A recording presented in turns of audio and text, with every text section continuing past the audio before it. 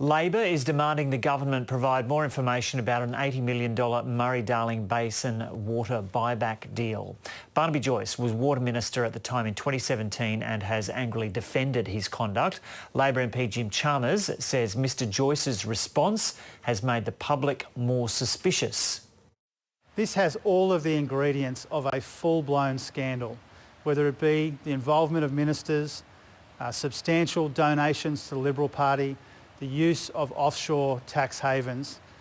These are serious questions which will not go away, and Scott Morrison needs to do a better job of answering them than he has done so far. Barnaby Joyce's unhinged interview made Australians more suspicious of what's going on here and not less. Tony Burke has rightly sought the answers to some very serious questions from the department and from the government. We expect them to be answered today, and then we will make further conclusions about what comes next, whether it be a judicial inquiry or something else, after we get proper answers. We were buying river water, not this kind of water, and also, most importantly, I think, is that we had tender processes for these kinds of deals, not these sorts of one-on-one negotiated deals.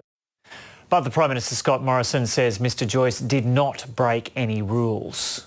Well, the Minister relied on the advice provided by the Department of Environment. Remember, these are deals that have been done that were the advice of COAG ministers. Labor ministers sat round that table when those strategic water buybacks were initiated. You'll know that Penny Wong did a deal for $300 million, and there were questions raised by the ABC saying they paid $40 million over the odds on that. I mean, the Auditor-General will look over these things, but the ministers relied totally on the advice provided by his department, and that department had conducted those negotiations at arm's length and inquired into the relevant matters required under the Act.